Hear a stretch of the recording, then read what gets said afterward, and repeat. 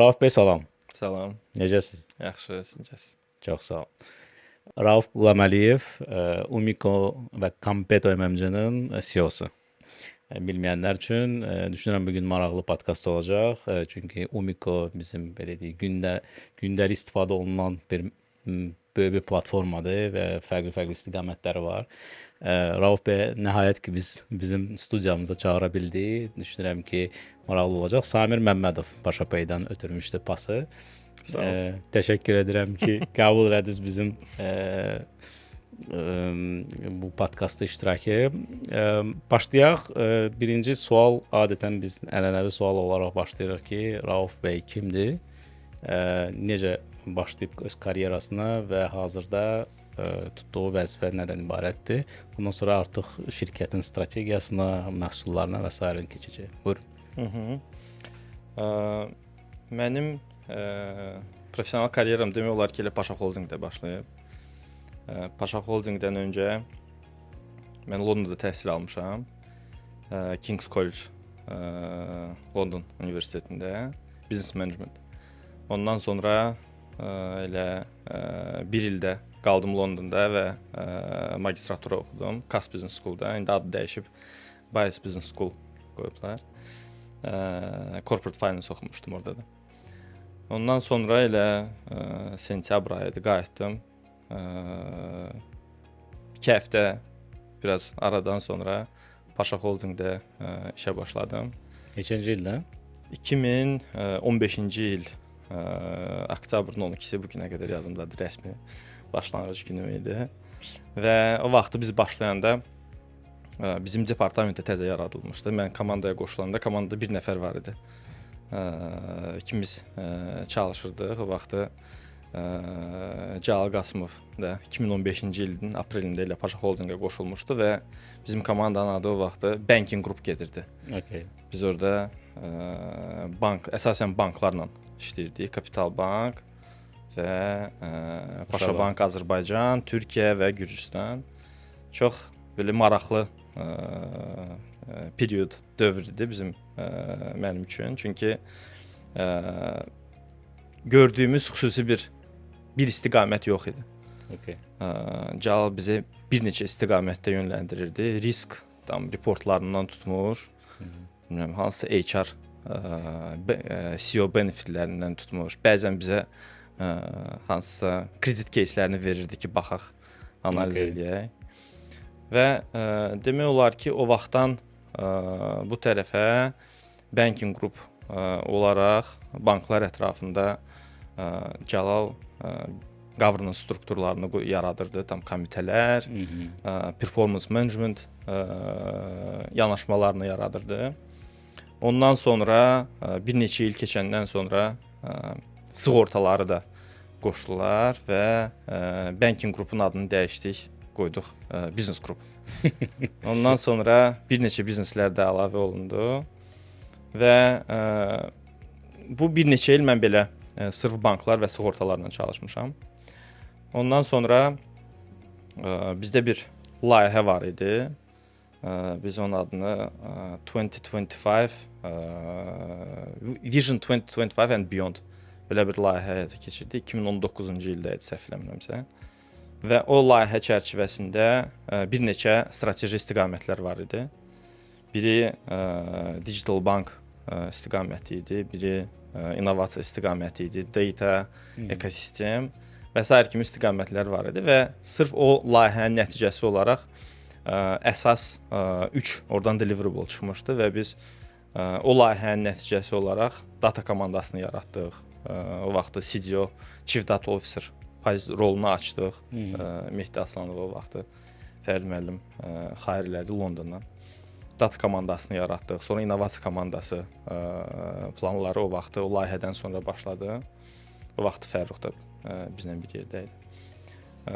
Və bir layihədə sırf bu marketplace layihəsi idi və o vaxtı biz bu marketplace layihəsini eləyəndə Umiko artıq bazarda var idi, amma koalisionlu layihəlıq proqramı kimi fəaliyyət göstərirdi. 2018-dən səhv etmirəmsə. Bəli.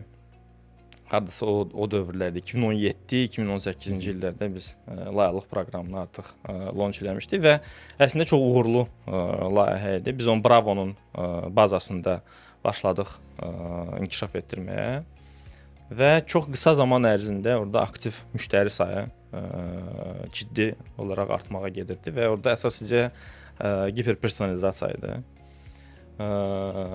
Təbii ki, hiperpersonalizasiya dünyanın hər yerində olduğu kimi bizdə də biraz çətinliklər yaşırdıq, amma yenə də yəni artım proqramda var idi. Və biz düşündük ki, super app yanaşmasını götürə bilərik və başladıq bu tətbiqin üzərinə bir tərəfdən rəqəmsal bank journey-si əlavə eləməyə müştərilər üçün, digər tərəfdən də marketplace vitrina başladıq əlavə eləməyə. Düşünürdük ki, hər şey çox rahat olacaq. Çünki fikirləşirdik, rəqəmsal istifadəçilər var, proqram var, yenidən proqram yükləməyə ehtiyac yoxdur. Hər şey əla olacaq, amma təbii ki, biz düşündüyümüzdə biraz daha çətin oldu. Rəqəmsal bank bu servisi yüklədik və orada maraqlı əslində insightlar biz tapdıq. Orada müştəri bazasının demək olar ki 70%-i Kapital Bankın müştərisi olmayan müştəriləridir. Okay. Nəyəsə görə bazarda belə bir təbəqə var idi, hansı ki Kapital Bank yox, yəni sırf Yumicoya gəlirdi və o kanal vasitəsilə kart əldə eləyirdi və demək olar ki və o vaxtı bizdə hələ bazarda başqa oyunçular yox idi. Leo falan heç kim yox idi. Və demək olar ki biz o dövrdə debit kart, Yumico, bir Yumico kartı o vaxtı dünyaya gəlmişdi belə deyə və ilk debit kartıdır. Hansı ki bazarda başladı inkişaf eləməyə və biz sonradan analiz eləyəndə gördük ki, bu elə bir segmentdir, hansı ki gəlir debit kart üçün sırf gələn müştərilər idi. Biz onlara demək olar ki kredit məhsulu vermirdik. Və biz analiz eləyəndə gördük ki, bu o müştərilərdə hansı ki bizim cari hesablarında qalıq saxlayırdılar, ciddi qalıqlar saxlayırdılar. Ondan sonra yəni müəyyən çətinliklər oldu. Və to ki biz qərar verdik ki, onu ki bağlayaq. Amma marketplace istoriyasına biz davam elədik və gəlmişik elə bir mərhələyə ki, bazarda həm onlayn bazarda, həm də müəyyən kateqoriyalarda, həm də offlayn bazarda ciddi payımız var. Super. Çox maraqlı bir belə journey var da. Yəni həm özünüzün təcrübəsi fərqli istiqamətlərdə, həm öncədən yəni təhsil aldığınız məsələ var ki, sizin çox güman ki birbaşa işinizdə indi də sizə bir support verir də belə deyək ki, bu rəqəmlərlə daimi onları təhlil etməyə, analiz etməyə. Mənim burada maraqlı gələn odur ki, marketplace başa düşdü, yəni bu marketplace yarandı. İlk marketplace səhv etmirəmsə Azərbaycanda, yəni Azərbaycanda normal, digital, tam olaraq end-to-end belə deyək, müştərilər üçün, həm sellerlər üçün, həm də ki customerlar üçün bir marketplace-dir. Marketplace artıq bir neçə ildir ki başlayıb işləyir, getdikcə də çoxalır və kifayət qədər satışlarınız var da məsələn. İndi biz görürük ki artıq bu tək marketplace deyil, bu artıq bir marketplace, məsələn orada məhsulları var, hansılar ki satılır.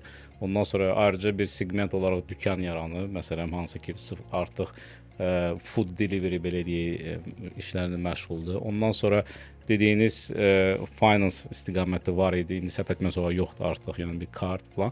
Bunlar hamısı eksperimentlərdir də, yoxsa yəni bu müəyyən bir strateji üzrə siz davam edirsiniz. Çünki fərqli istiqamətlər var. Maraqlıdır ki, bu super app mövzusu nə qədər aktualdır və nə qədər bunun uzun müddətli bir belə deyək də perspektivləri var. Biz yəqin ki o vaxtı bank servisini appin içində bağlayanda o super app məsələsində bir müddət kənara qoymuşuq və bizim dediyiniz məsələlərə qayıtsaq, yəni əslində bizim strategiyamız çox sadədir. Marketplace biz o vaxtı həmin o Vision 2025 layihəsi ilə bağlı marketplace yaradanda da, yəni orada əsas məqsəd o idi. Biz baxdıq ki, bazarda, bankçılıqda, yəni Kapital Bank bazarın ən böyük retail oyunçularından biridir, retail bankçılıqda. Və biz baxdıq ki, orada bizim böyümək istiqamətimiz çox qalmayıb artıq. Bazar payımız kifayət qədər böyük idi. Düzdür, Azərbaycanda non-cash payı hələ də kiçikdir. O istiqamətdə böyür, amma sırf banklar arasında, yəni rəqabətdə bank artıq öz yerini tutmuşdu. Və ona görə biz düşündük ki, biz gərək müştərinin yaşadığı, müştərinin istehlakına başlayaq penetrasiya eləməyə. Və bunun da müəyyən səbəbləri var.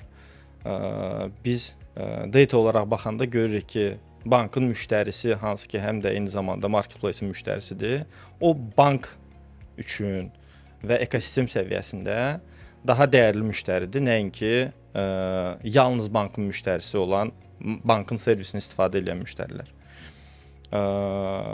Yəni bizim bu daha geniş ekosistemin bir hissəsi olmağımız sırf bundan irəli gəlir. Qayıtsaq bizim strategiya məsələsinə, əslində marketplace olaraq bizim strategiyamız da çox sadədir. Əsas burada məsələ odur ki, biz uzun müddətdə multikateqori marketplace olmaq istəyirik. Hal-hazırda bizim 4 fokus kateqoriyalarımız var və bu kateqoriyalar elektronika, gözəllik və sağlamlıq, FMCG, bura bir neçə subkateqoriyalara aiddir və tovar для дома, home goods, hara ki bu ev məhsulları aiddir. Haqqında danışdığınız, məsələn, dükan layihəsini götürsək, biz dükanı mən hələ Yumiko'ya keçməmişdən holdingdə ola biz bunu doğrudan da bir eksperiment kimi launch elədik və bu günə kimi yadımdadır. Deməli, servisi 3 həftəyə buraxmışdıq və 3 həftənin 20 günü şəkil çəkməyə getmişdi. Məhsulları, kontenti digital, rəqəmsallaşdırırdıq. Yəni çox əsl MVP doğrudan da o vaxtı biz heç bir tech resurs xərcləmədən əlimizdə olan yəni məhsulu istifadə edib onu buraxdıq və burada eksperimentin əsas məqsədi də çox sadədir. Grocery servisi ümumiyyətlə high frequency servisdir. Nəinki telefon alışı, laptop alışı, xaladelnik alışı və s. Və biz çalışırdıq başa düşək ki, əgər müştəri bu grocery servisini istifadə etməyə başlasa, onun retention artacaq yoxsa yox. Və biz gördük ki, bu baş verir təbii olaraq. Və ondan sonra biz yavaş-yavaş başladıq bu servisin ətrafında müəyyən düzəlişlər etməyə. İndi biz nə dərəcədə bu grocery servisi express delivery-sini saxlayacağıq yoxsa yox, bunu hal-hazırda çalışırıq üzərində. Gələcəkdə 100% express delivery servisini 100% olacaq. Amma indiki mərhələdə ola bilər ki, biz sırf fresh kateqoriyasından çıxaq, qalaq non-food yox, non-fresh FMCG kateqoriyasında, yəni sırf grocery-də. Bu bizə həm frequency-ni təmin eləyir, həm də express delivery orada texniki olaraq başqa əlavə məhsullar, yəni produktlar olmalıdır. Və o produktların olması üçün biz əlavə gərək produkt timləri, squadlar yaradaq. Hələ ki bizim fokus sırf marketplace, next day delivery istiqamətində fokuslanır. Burada əslində maraqlı sual yaranır. Çünki bizim belə deyək də bazarda olan digər şirkətlər də var, hansılar ki bu ilə məşğuldur. Hansılar ki öz dark store-larının planları açırlar və eyni xidməti yuxarı aşağı eləyirlər. Siz məsələn bu bazara girəndə nə qədər uğurlu oldu? Yəni nə qədər bazar payını götürə bildiniz, yoxsa sadəcə özünüzün o dediyiniz analiz üçün onu istifadə etdiniz və digər istiqamətdə həmin o userların o müəyyən experience-ni istifadə etdiniz belə deyək? Ümumiyyətlə bu sırf dark storelardan danışsaq, bizdə dark store formatı deyildi, biraz hibrid formatdır. Biz götürdük bizim şəbəkəyə aid olan, ekosistemə aid olan şirkətlərdən birini, yəni Bravo-nu və onun mağazalarından birini istifadə edirdik. Və sırf satışa baxsaq, yəni orada satış kifayət qədər müəyyən bir templərlə artırdı və hal-hazırda bu templər artmağa davam eləyir. Azərbaycanda sırf onlayn grocery bazarının nə qədərdir manat olaraq demək biraz çətindir, amma bizim öz estimationlarımız var. Yəni orada payımız az deyil.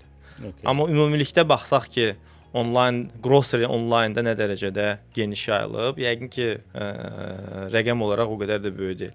Hal-hazırda yəqin ki, ən böyük bu istiqamətdə effortlardan birini həm də Volt həyata keçirir.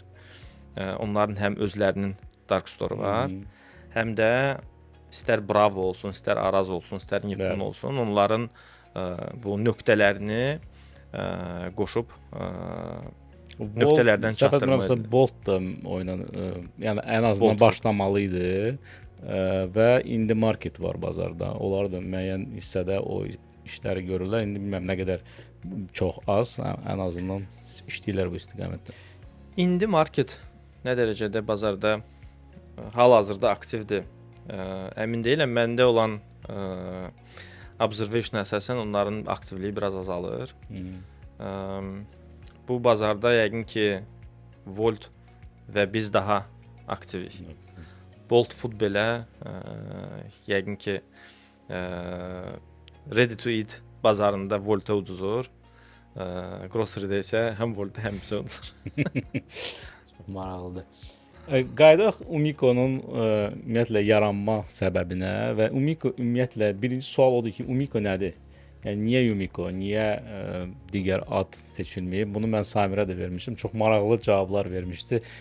Biz o prosesin içində həm adı necə seçiblər eşitdik, həm də ki o loqonu falanı necə formalaşdırmışlar. Çox maraqlı bir mövzular vardı. Ona görə maraqlıdır ki, Umiko necə yaranıb? Ümumiyyətlə Umiko nə deməkdir? Və ondan sonra belə digər sualları da gətirəcəm mən. Samirgilin ad seçimində mən də Özümdə də orada çox yaxından iştirak edirdim. Orada fərqli opsionlar vardı. Onlar da doğrudan da, yəni o dediyi ilə maraqlıdır ki, rəsmi dediyi ilə qeyri-rəsmi olanlar düz idi. Rəsmi nə deyib xatırlamıram, amma orada nəsə fərqliliklər ola bilərsə mən bu söz tarixçəmizə qayıdım. Okay. Əslində Umiko adı, yəni necə seçilib, xüsusi bir mənası yoxdur. Yadımdadır ki, ilk bizdən qabaq olan komanda hansısa bir maraqlı, catchy bir phrase axtarırdılar. Məncə axtarıb tapandan sonra çox belə oturub fikirləşirdilər ki, bu açılış kimi olsa nə ola bilər? Komanda Universal Mobile nəsə concierge belə bir şey nəsə fikirləşmişdilər, abreviatura kimi, amma əslində elə bir legacy yoxdur onun arxasında. Amma going forward, yəni biz rebranding layihəsi hazırlayırıq. Okay. Əslində artıq üzərində işləmişik, tam olaraq demək olar ki, bitib, artıq detalların üzərində işləyirik. Bunu mən bir ekosistemin təqdimatında da qeyd eləmişdim. Tezliklə yəqin ki, elə ilin ortasına bununla bağlı update olacaq. İnşallah. Ümumiyyətlə Umiko özündə bir ekosistemdir də, yəni kifayət qədər böyük bir istiqamətlərə əhatə edir. Və biz təzəlikcə təbrik edirəm bu arada ki, bir ekosistem yarandı. Daha doğrusu o ekosistem var idi. Sadəcə belə deyək, birləşdi və bir sözün altında bir adı da bir oldu. Yəni bəli, ad qoyma mərasimidir. Yəni birləşdi. Yəni sanki hərdən digər aktivlərə də baxanda bir ekosistemin içində ekosistemlər var sizdə. Umiko'nun özündə də bir ekosistem var. Yəni Bunu belə deyək də, bu gələcək planları götürsək, bu ekosistemlər ayrılmalıdır və bir ekosistemin içində birləşməlidir, yoxsa bu normaldır ki, yəni bir neçə platformanın içində ayrıca bir öz ekosistemləri var. Belə deyim, yəni ümumiyyətlə bu Umico'nun bizim ekosistemdə yəni geniş servislər arasında hər bir şirkətimizin öz rolu var. Biz ona demişik ki, objective var və purpose var. Umico'nun objective və odur ki, Azərbaycanda e-com üzrə bazar lideri olsun. Yəni belə sadə objectivimiz var. Umico'nun ekosistemdə rolu isə bizim bütün həm bank üzrə, həm EMON üzrə müştəri bazasını penetrate edib həmin müştərilərin LTV-sini artırmaqdır. Bu bayaq dediyim məsələyə qayıdır. Biz baxanda ki, Kapital Bankın içində, EMON-un içində olan müştəriləri Umico'lu və Umico'suz müştərilər deyək.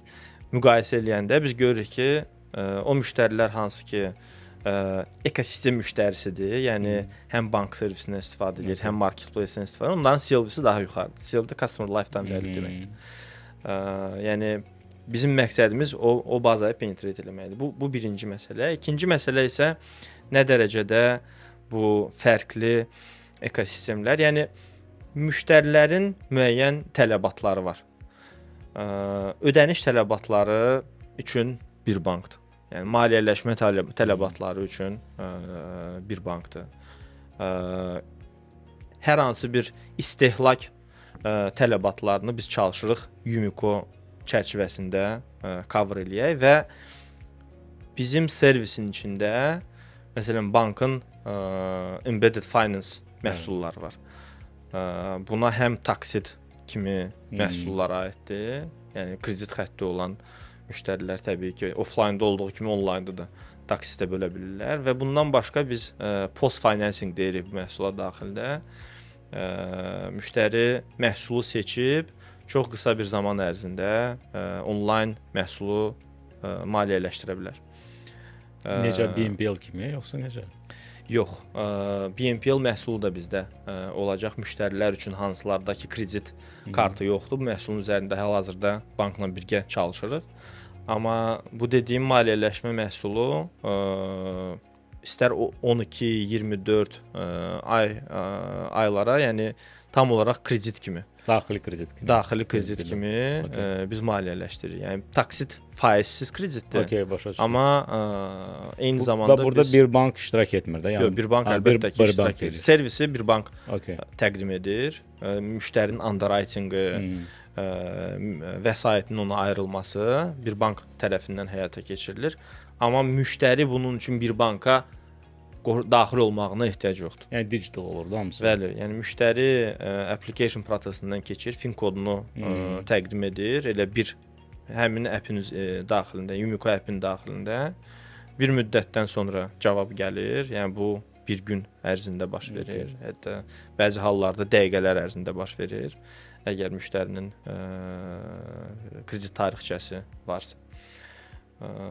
Və biz müştərinin alışını maliyyələşdiririk. Və bundan başqa siz dediyiniz o ki, ekosistem bizim o bonus proqramımızda bonus bizim üçün belə bir horizontal bir servisdir. Hansı ki, həm bizdə var, həm bir bankda. Məsələn, bunun haqqında da bir müddət əvvəl danışmışdıq. Cashbackləri hamısını yavaş-yavaş keçiririk bonuslara ki, müştəri üçün rahat olsun. Həm bonusu qazanmaq rahat olsun, həm də bonusu xərcləmək rahat olsun. Yəni, bildiyim qədər strateji olaraq indi bonuslar bütün aktivlər arasında xərcləmək mümkün olacaq. Yəni plan budur da, mən bilən. Bonusları indi də xərcləmək olur. Həm bir bank daxilində hər hansı ödəniş etmək üçün bonusları istifadə etmək olur, Umico bonuslarını. Məsələn, pula çevirmək olar bonusları. Bonusları pula çevirmək olar, amma biz orada konvertasiya Görmüşəm tətbiq təzəlicə. eləyirik. Niyə? Çünki bu əslində bizim üçün arzu olunan hal deyil o mənada ki, biz müştəri üçün gərək maksimum use case-lər yaradaq ki, müştəri bonuslarını Daxildə istifadə bizim etsin. ekosistemin daxilində və ekosistem dedikdə bu partnyor şəbəkələrdə də ola bilər.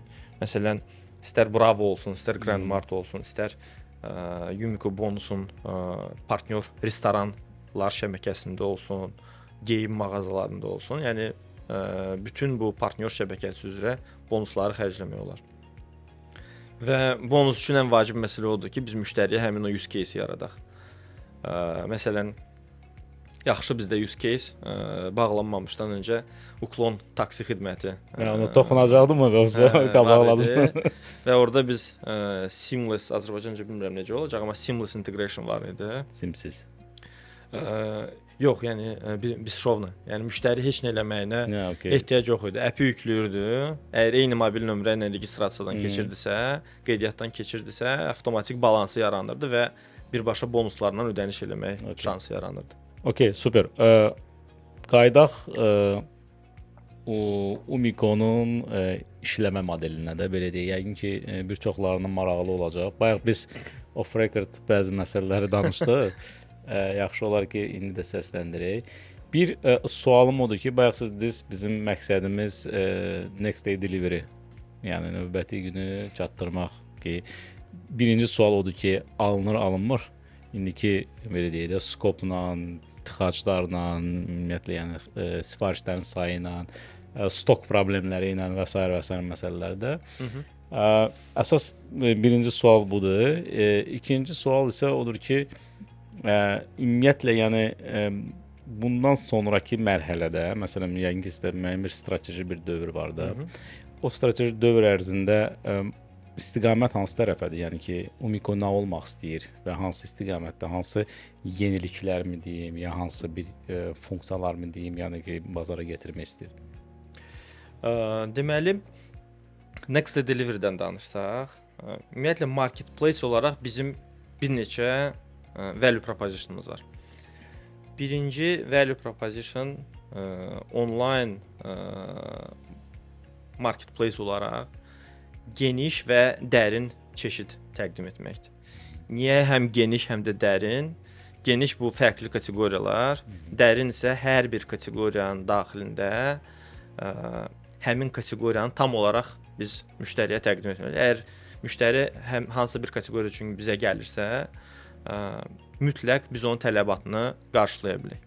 Bu birinci məsələdir. İkinci məsələ bu best price məsələsidir ki, marketplace-də fərqli çeşidlər, çoxlu satıcılar olduğuna görə satıcılar arasında başlayır rəqabət yaranmağa və ən yaxşı qiyməti yavaş-yavaş başlayırlar təqdim etməyə alıcı üçün. Və istər-istəməz offline-dan daha çox, daha sərfəli şərtlər yaranır. Bu ikinci məsələ. Üçüncü məsələ və üçüncü value proposition bu rahat çatdırılma value proposition-udur. Və burada iki əsas məsələ rol alır. Birinci odur ki, biz onu tez çatdıraq. Nəyə görə next day sırf express delivery yox? Ümumiyyətlə express delivery biraz daha premium servis sayılır. Və biz ekosistemin bütün digər servislərində olduğu kimi bizim məqsədimiz ölkənin əhalisinin 80-90%-ni cover eləməkdir. Və bu yolda ilk məsələ odur ki, biz onu effektiv eləyək. Və express məsələsini cost effective eləmək çox çətindir. Ona görə ilk növbədə biz onu çalışırıq next day delivery kimi eləyək. Bu birinci məsələ. İkinci məsələ də bu ölkə üzrə çatdırılma nöqtələrinin olmasıdır ki, müştəriyə walking distance-də PUDO nöqtəsi olsun. Və dördüncü value proposition bayaq dediyim affordability-dir. Ki biz həm kredit şərtləri veririk, həm də taksit imkanları yaradırıq. Bu sizin sualın birinci istiqaməti. İkinci tərəfi isə bizim strategiya olaraq biz hara gedirik, nə edirik? Yəni marketplace bir biznes modeli olaraq əslində yeni biznes modeli deyil. Yəni biz burada necə deyim, yəni Marsa uçmuruq. SpaceX kimi bizim doğrudan da yəni hal-hazırda bizim üzərində çalışdığımız məsələlər çox fundamental məsələlərdir. Ki biz satıcılar üçün kabinet verək, hansı ki onlara həm bizim platformaya qoşulmağı rahat edir, həm çeşidlərini yükləməyi rahat edir. Çeşidi yükləyəndən sonra qalıqları idarə etməyə rahat etsin, qiymətləri idarə etmək rahat etsin, hansı kampaniyalar olanda kampaniyalara qoşulmağı rahat etsin. Və mən komandaya qoşulandan üzərində işlədiyim ən vacib faktorlardan biri budur. Çünki mən qoşulana qədər bu məhsullar demək olar ki, çox bəsit səviyyədə idi. İkinci məsələ bayaq qalıq məsələsinə də, yəni inventory management-ə toxundunuz. Biz bu gün daha çox marketplace olaraq bayaq da haqqında danışdığım FBS modeli var, fulfillment by seller. Hardakı biz məhsulu satıcının anbarından çatdırırıq. Biz hal-hazırda onun üzərində işləyirik ki, ikinci biznes modeli də qoşaq və bu biznes model FBO, yəni fulfillment by operator. Bizim öz anbarımız var, hardakı satıcılar öz məhsullarını orada saxlayırlar və biz onun satışını, çatdırılmasını təmin edirik. Və birinci modeldə məsələn qalıq problemi yaranırsa, çünki satıcıların istər-istəməz qalıqlarını idarə etməsində müəyyən çətinliklər yaranır və bəzən bu out of stock problemləri olur. Müştəri sifariş eləyir, amma təəssüf ki, satıcıda bu məhsul olmur. Amma bu FBO modelində o demək olar ki, baş vermir. Çünki anbar bizdə, qalıq bizdə, sistem bizdə, biz hamısını görürük və rahat çatdıra bilirik. Və FBO modeli qalıqların yaxşı idarə olunmasından başqa həm də next day delivery-ni də rahatlaşdırır. Niyə? Çünki nə qədər ki satıcı çoxdur, nə qədər biz çox anbara gedib məhsulları götürürük, o qədər də next day delivery-ni təmin etmək çətindir. Çünki sifariş bizə gəlir, bizim kuryer gedib onu satıcının anbarından götürməlidir. Bəzən artıq anbar bağlı olur. Anbar bağlı olanda biz onu sabah götürürük, sabah götürüb onu sourcing mərkəzinə gətiririk və həmin gün çatdırmaq çətinləşir. Ona görə bu FBO modeli bizə sırf bunu Burada bir növ yəqin ki, realizasiya verəcəklər də məhsulları sizə. Və orada bəli iki model var, konsiqnasiya və realizasiya. Yəni bizim normalda FBO modeli elə realizasiya ilə çalışır. Amma bəzi kateqoriyalar var ki, orada konsiqnasiya mütləqdir. Yəni onlar o tipli kateqoriyalarla da aktiv işləyirik. Okey, mən bir sahibkar olaraq nəyisə satıramsa, bildiyim qədər kateqoriyalara görə şərtlər də dəyişir və bu normaldır. Mən niyə görə öz məhsullarımı Umico'dan satmalıyam? Üstünlüklər nədir? Niyə məsələn özüm onlayn bir platforma yaradıb oradan satmayım? Çünki burada da müəyyən komissiyalar ödəyirəm. Daha az komissiya ödəyib özüm də sata bilərəm məsələn. Bu prosta retorik sualdır əslində. Amma cavab verə bilərsiniz. Yəni təbii ki, indi əslində bir çox startaplar var, hansı ki, kiçik və orta sahibkarlar üçün e-com konstruktor saytlar təqdim edirlər. Amma saytı yaratmaq işin cəmi 5-10%-dir. Saytı yaradandan sonra orada sayta trafik gəlməlidir. Yəni istifadəçilər gəlməlidir həmin bu appə. Yəni il ərzində fərqli sezonlar olur, fərqli kampaniyalar keçirir. Biz marketplace olaraq investisiyalar eləyirik ki, müştərilər gəlsin, biz onlara cashbacklər veririk. Yəni mənə görə satıcı üçün o məsələ ki, öz saytımı yaradım və komissiya ödəməyim, o mifdir. Niyə? Çünki düzdür, komissiya ödəməyəcək, amma trafik də gəlməyəcək, satış da olmayacaq. Yəni bu məsələyə sırf belə baxsaq, öz platformasını yarada bilər təbii ki, amma bugünkü dünyada yəni bu sosial media platformaları nəyə görə reklamdan bu qədər ciddi pul qazanır? Çünki trafik ordadır. Və trafik hardadısa, müştəri də ordadır. Bir çox satıcılar da vardı. Məsələn, Instagramdan, Facebookdan özləri satışlarını eləyirlər. Məsələn, onlarla nə qədər çətindir onları gətirmək həmin o platformaya. Sizdə yəqin ki, satış komandası ara bir analiz edirdi onları. Çünki mən bildiyim qədər sizdə yoxdur minimal kriteriya ki, yəni böyük ya balaca, yəni əgər çeşidin varsa sata bilərsən. Bizdə heç bir kriteriya yoxdur əslində.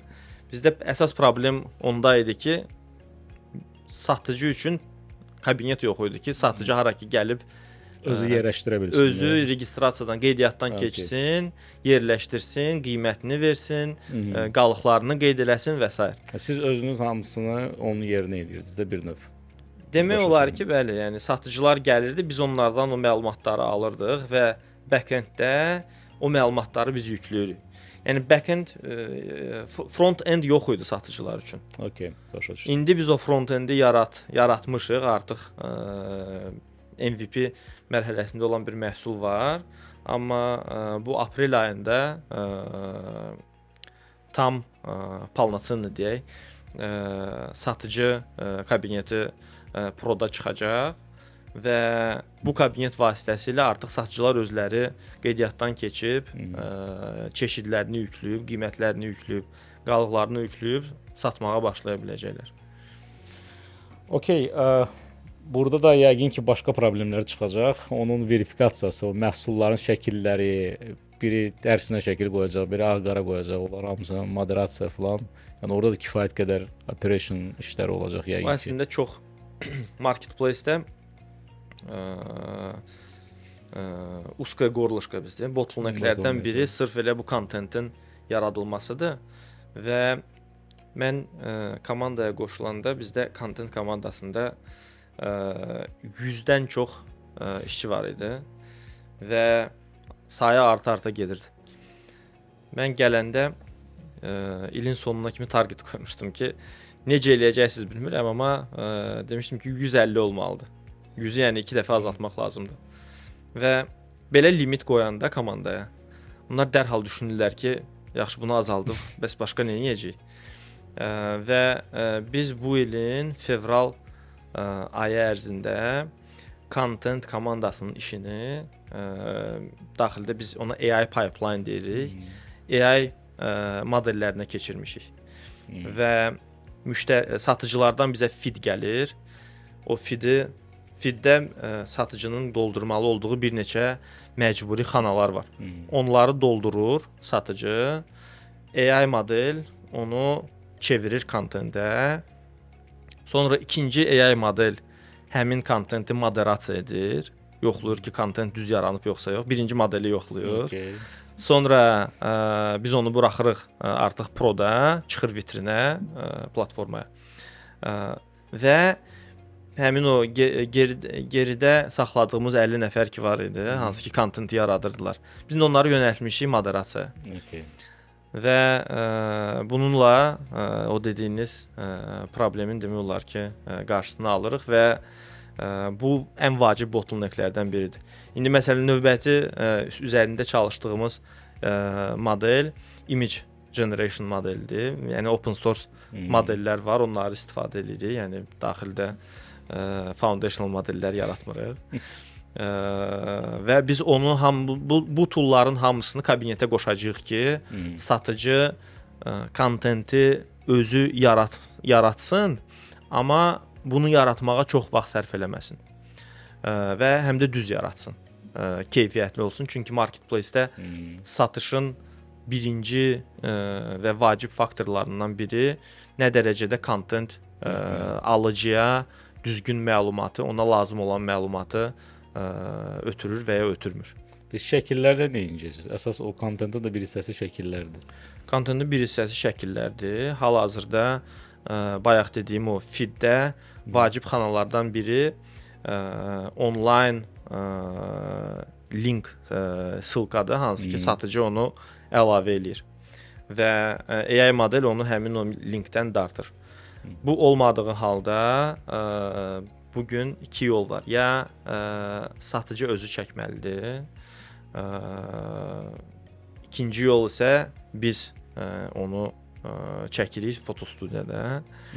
Amma bayaq dediyim AI image generation modeli əsasən buna görədir. Məsələn mənim komandaya qoyduğum hədəf odur ki, satıcı bu stəkanı çəksin, vursun sistemə və artıq AI image generation bu stəkanın əsasında 3-4 hansı rakurslardan content lazımdırsa, artıq onu o özü generate eləyəcək. Həm keyfiyyəti dəyişir, həm cəlb ediciliyi dəyişir. Çünki satıcının bir fotostudiyası yoxdur və bizim yaratdığımız fotostudiyada, yəni o ilkin mərhələlərdə vacibdir, amma scalable bir şeydir.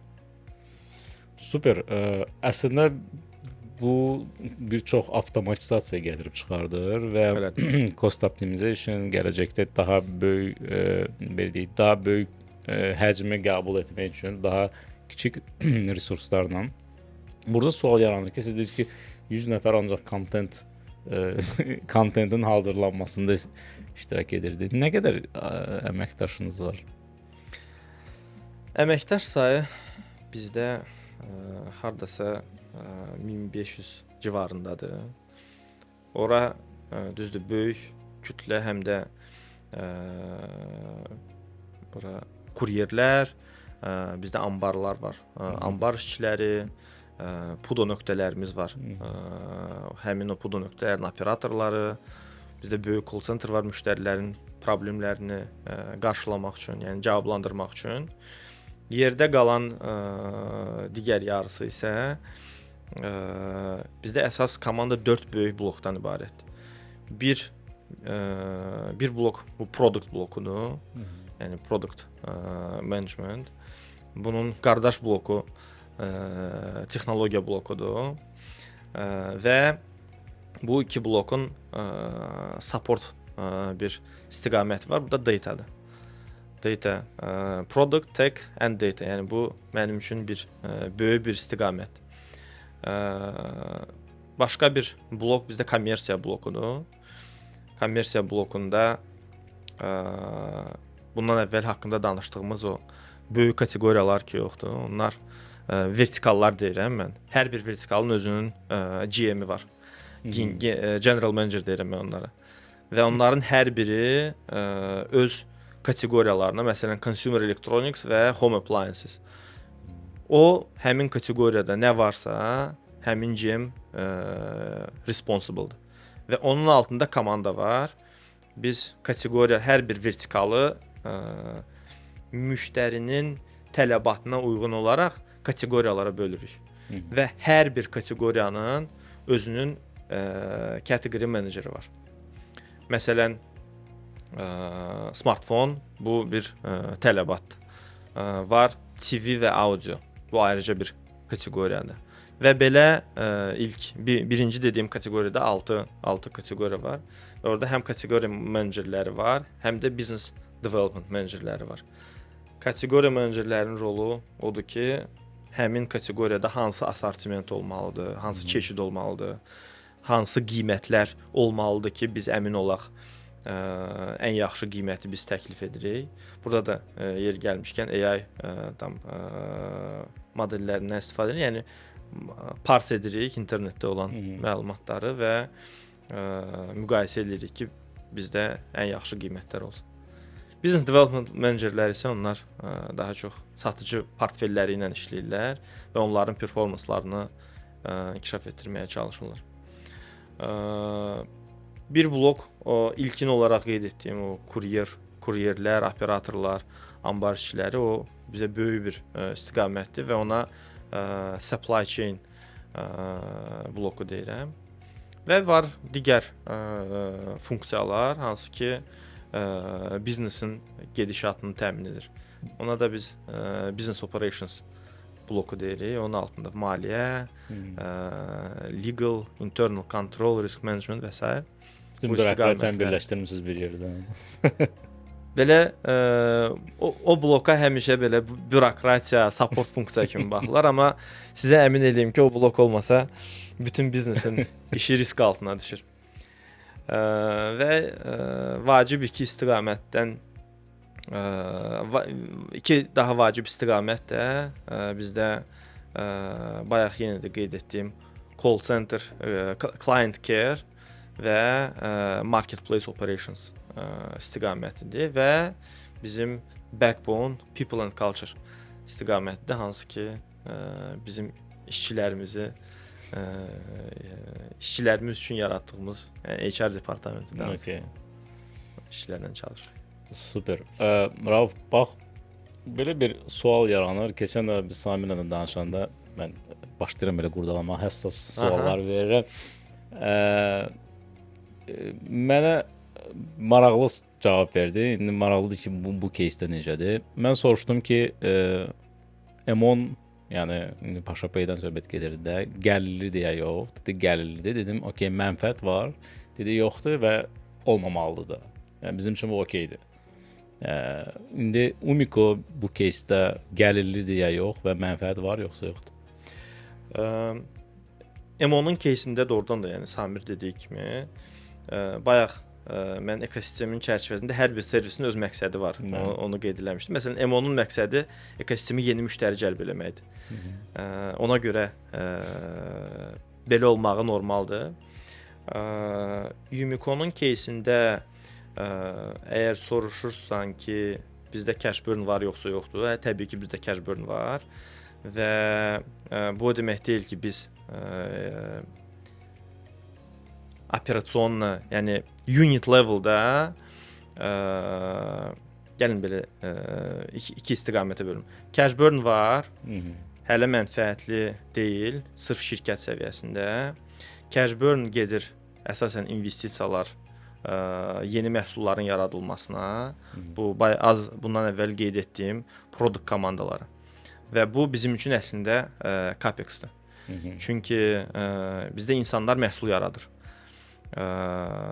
Biri var, biz gedək hansısa vendordan məhsulu alaq və OPEX-ün ona müəyyən bir lisenziya fee ödəyək. Bir də var ki, biz öz məhsulumuzu daxildə özümüz yaradırıq. Okay. İstər satıcı kabineti olsun, istər alıcılarımızın istifadə elədiyi tətbiq olsun.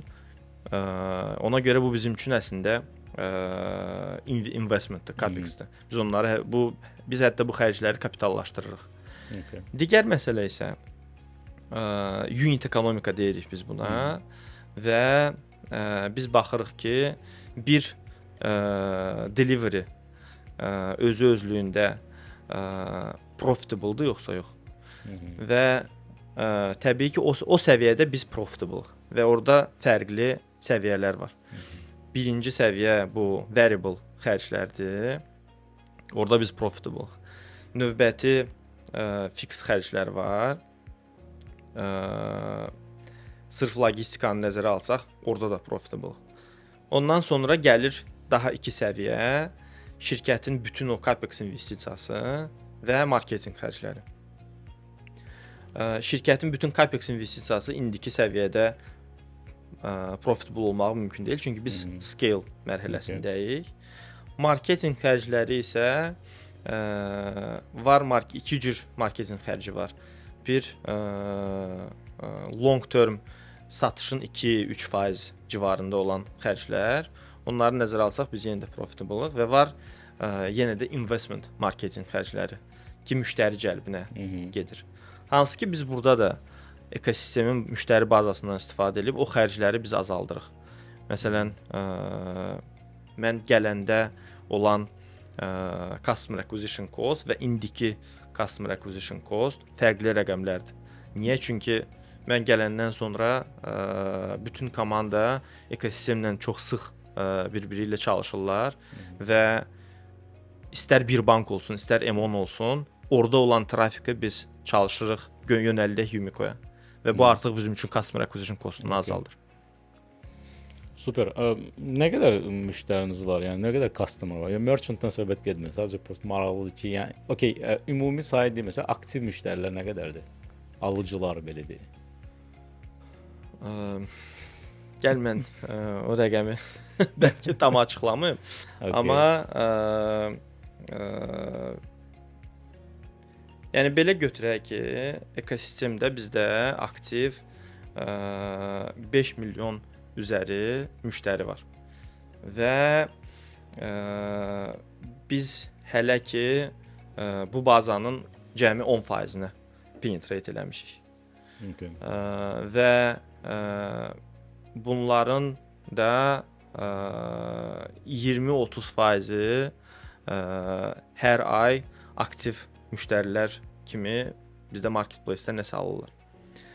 Və burada bizdə müştəri sayının artımı əsasən iki istiqamətdə gedəcək. Bir, yeni müştəri cəlbi, hansı ki, o dediyim 5 milyona penetrasiya eləyirik. İki, bizim əlavə etdiyimiz kateqoriyalar high frequent kateqoriyalardır. Və müştəri məsələn telefon alanda 2 ildə bir dəfə gəlirsə, artıq grocery alanda ayda bir dəfə gəlir və biz o müştəri artımını MAU deyirik, monthly active users və buyerlar. Sırf bu iki sırf bu iki istiqamət üzrə çoxaldırıq. Okay, biraz o metrikalardan danışdıq. Belə bir metrika sualı məndə yarandı. Yəni düzdür, yəni digital bizneslərdə bir çox fərqli metrikalar var. Onlardan biri də elə ARPU-dur, ondan sonra LTV-lər var və s. Sizin üçün ideal müştəri kimdir? Bizim üçün ideal müştəri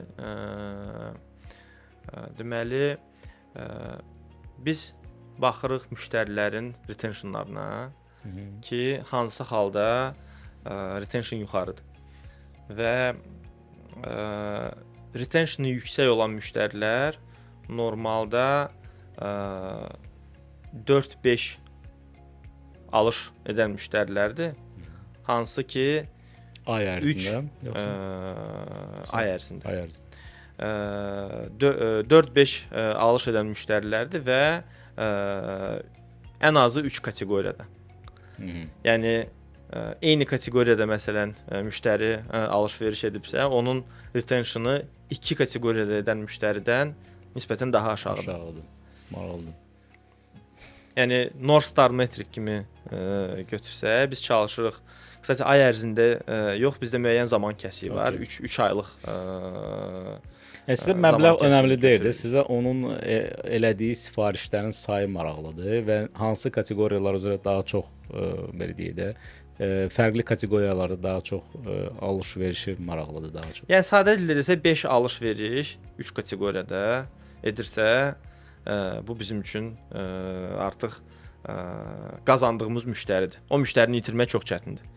Yəni biz nəsə pis bir şey etməliyik ki, o müştərini itirək. Okay, indi burada başqa sual yaranır. Onu saxlamaq üçün nə edirsiniz? Onu saxlamaq üçün bizdə growth komandası var və growth komandasının altında 2 istiqamət var. 2 squad var, belə deyək. Bir squad bu incentives məhsulları üzərində çalışır. Bura fərqli mexanikalar aiddir. İstər bu dönən çarx olsun, bilmirəm, dostunu gətir, nəsə alış-veriş elə hər iki tərəf bonus alır, bəli. Və ya ikinci, üçüncü, dördüncü, beşinci alışı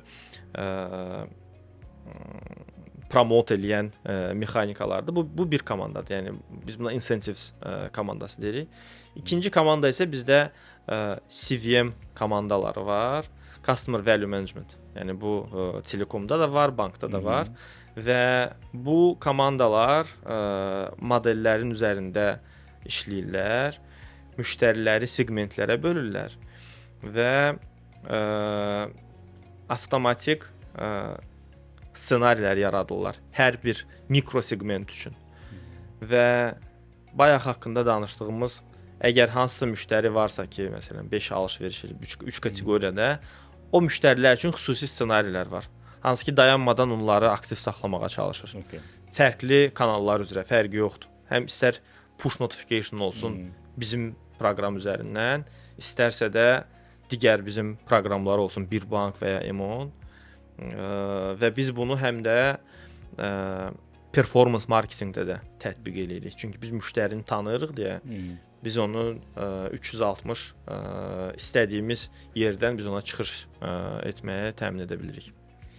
Okey, yəqin ki, bazarda nisbətən yəni bəlkə də bir ildən biraz çoxdur, bazara daxil olmuş xarici platformalardan xəbərdarsınız. Məsələn, Temu kimi. Hansı ki, çox mən açığı o qədər də onun həvəskarı deyirəm. Bir-iki dəfə sadəcə belə yoxlamaq üçün sifariş etmişəm. Amma mənə onların aqressiv marketinqi xoşuma gəlir və onların o sistem daxilində müəyyən bir journey hazırlayıblar da. Harda ki, hər etapda belə deyək, sənin bir növ sistem deyir ki, gəl al, bunu sifariş, bunu pulsuz verirəm, bunun üstündən. Baxırsan ki, sonunda yenə də o pulu xərcləyirsən. Amma heç belə deyir, ruhun da incimir də bu prosesdə. Məsələn, bu kimi mexanizmları Umikoda biz görə bilərik bu yaxınlarda. Məsələn, bu kimi mexanizmlər o haqqında danışdığım ilk komandakı vardı, incentives komandası. Biz ona promo və incentives deyirik. O komandanın əsas rolu bu mexanikaların, bu Temuda olan mexanikalar, Temuda olan o tipli mexanikaların yaradılmasıdır. Və o mexanikaların bazıvi, yəni sadə növləri var və Temuda olduğu kimi advanced növləri var. Bunun ən sadə növü promo, promo kodlardır. Okay. Hansı ki yeni müştərilərə, fərqli kateqoriyalara tətbiq etmək olur. Advanced versiyası isə Temuda olduğu kimi bu gamifikasiya deyək. Və təbii ki, biz hələ etməli olduğumuz daha bəsit şeylər var, hansı ki, onların üzərində çalışırıq, amma roadmap olaraq o tipli mexanikalara əlbəttə ki, biz də gedirik. Ümumilikdə yəni yanaşma düzgündür də sizcə? Yəni özünüz dəstəkləyirsiniz. Bizdə yoxsa Temuda? Yox, Temuda. Yox, sizdə aydın məsələ, yəni siz istifadə edirsiniz. Yəni çünki elə adam var ki, onu belə deyək də, çox da yəni xoşuna gəlmir o. Elə adam var ki, amma xoşlayır belə şeyləri, yəni o gamification falan. Və nə qədər yəni gələcəkdə bunun biz belə deyək penetrasiyasını Umikoda görə bilərik. Yəni bu insanlar xoşlayır, xoşlamır. At the end of the day, günün sonunda alış-veriş edirsə, deməli xoşlamasa da Okay. Temu öz məqsədinə çatır. Və burada yəqin ki, Temunun uğurlu olması, bu mexanikalarının işlək mexanika olmasının yəqin ki, ən birinci göstəricisi Temunun hər ay cəlb elədiyi müştəri sayından tam görünür ki, onlar hər ay 50-60 min civarında yeni müştəri cəlb eləyirlər. Və siz dediyiniz mexanikalar da yaxşı işləyir. Amma orada Temuda yəqin ki, daha yaxşı işləyən funksiya bu rekomendasiya funksiyasıdır. Və faktiki olaraq əslində Temu Pinterest və Amazonun birləşməsidir. Yox. Pinterest, Amazon və bu oyunlar ki var, hansı ki istifadəçilər cəlb edir. Oyun, Pinterest və Amazon. Okay. Bu üç məsələni birləşdiriblər və əla da işləyir. Və Pinterest-i nəyə görə deyirəm? Orada çünki şəkili seçirsiniz, altından next best offerləri də, yəni növbəti ən relevant nə ola bilər, onu gətirir. Və onları seçə-seçə daha uyğun option tapır. Və bu Temuda çox yaxşı işdir. Yəqin ki, sir deyil, yəni hamı bunu bilir, başa düşür. Rekomendasiya komandaları, yəni sadə bir rəqəm deyə bilərəm. Rusiyada bir şirkət var. Onların search və rekomendasiya komandasında tək o komandada 400 nəfər adam çalışır. Oyla, maşallah. Bizim bütün product team 400 nəfərdir. Amma yenə də yəni bazar məsələsi var da, indi onlar. Bəli, bazar və scale məsələsi var. Bizim bazarda uğurlu olmaq üçün bizim 400 nəfərə ehtiyacımız yoxdur. Yəni biz elə belə də Temunu son 8 ay ərzində biz aradakı fərqi ciddi olaraq bağlamışıq. Okay. Hansı bir public rəqəmlər var, yoxsa Yox. Okay. Keçən onda bu son üstündə. Okay, belə deyək də son suallarımdan biri. Umiko uğurlu layihədir. Umikonun uğurlu layihə olmasını demək üçün məncə birinci məsələ uğurun Meyarları. hansı meyarı Bəli. sizə maraqlıdır. Bəlkə mən Yox, yəni bir şirkətin CEO-su olaraq uğurludur yoxsa yox? Hər tərəfli. Məncə Azərbaycan kimi bazarda rəqəmsal servis yaratmaq, hansı ki bütün ölkənin əhalisini bu və ya digər formada istər bonus proqramı vasitəsilə olsun, istər marketplace servisi vasitəsilə doğrudan da geniş müştəri bazası var və müştərilər istifadə edirlər. Bu birinci məsələ. İkinci məsələ bizim üçün uğurun meyarı müştəriyə verdiyimiz dəyərdir. Və o prizmadan müştəri üçün bir platformada topladığımız çeşid və qiymətlər və onların əlçatanlığı bizim üçün uğurun yenə də bir göstəricisidir. Bundan daha yaxşı ola bilərikmi? 100%. Hər bir şirkət olduğundan daha yaxşı ola bilər və bizim də bu il ərzində ciddi planlarımız var ki, scalability, yəni bizim üçün ən vacib məsələ scalability-dir ki, onu artıraq və bottleneckləri aradan qaldıraq. Və bunun üçün əslində elə də çətin işlər deyil. Yəni bayaq qeyd etdiyim satıcılar üçün məhsullardır, yəni kabinetdir. Digər tərəfdən anbar tikintisi və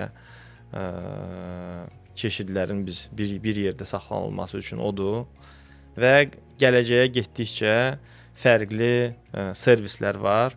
Hansı ki biz onları da əlavə eləyəcəyik. İstər ekspres çatdırılma servisi olsun, istər hansı digər servislər olsun. Yəni biz bu servisləri dedikdə ekspres və s. ümumiyyətlə yəni ki, əsas kök sözsüz ki Bakıdan söhbət gedir. Bakı və Bakı ətrafları. Bəs ümumilikdə Azərbaycanı götürsək, yəni coverage maraqlıdır ki, nə qədər yəni regionları siz cover edə bilirsiniz və belə deyək də nisbət nə qədərdir bugünkü gündə? Məsələn, Bakı ilə digər regionlar, 90-10-a, 80-20, yəni təxmini rəqəmlər. Sadəcə maraqlıdır ki, bazar nə yerdədir bizdə? Əslində hə, yəni bizim üçün tək Bakı və Abşeron deyil fokus, bütün ölkə bizim üçün fokusdur. Və əsasən də indi regionlar. Çünki orada əl çatanlığı çatdırmaq daha da vacibdir. Çünki orada consumption üçün heç çeşid də yoxdur demək olar ki. Qaldı ki, paya yəqin ki 80-in 20-yə daha alıcılarda, satıcılarda yox, alıcılarda. Alıcılarda, çünki satıcıların regionda demək olar ki çox azdır. Satıcılar buradan alır, ora aparır. Ola bilər ki, regionda hansısa istehsalçılar olsun. Biz indi onların ilk növbədə başa düşməliyik ki, orada hansı satıcılar var ki, onların məhsullarını Azərbaycana çatdıraq. Amma buradan nəsə alıb regionda satış edən satıcıların məhsulunu yenidən Bakıya satmaq biraz qeyri-effektiv olar. Ona görə də bəli 80-in 20-yədir və soruşsaz ki, nə qədər olmalıdır? Yəni bunun cavabı çox sadədir. Biz baxırıq ölkənin GDP-sinə və ölkədə olan istehlaka. Nə qədər Bakıdadır və nə qədər regionlardadır. Bu hardasa 60% civarında consumption Bakıdadır. Yerdə qalan 30-40% regionlardadır. Və o dediyiniz ratio bizdə də elə olmalıdır. Çünki biz bütün əhalini əhatə etməliyik. Super. Məncə çox maraqlı oldu. Yəni Elədir. bir kifayət qədər fərqli mövzulara toxunduq. Həm biznes tərəfdən, həm strateji məsələlər, həm maliyyə məsələləri.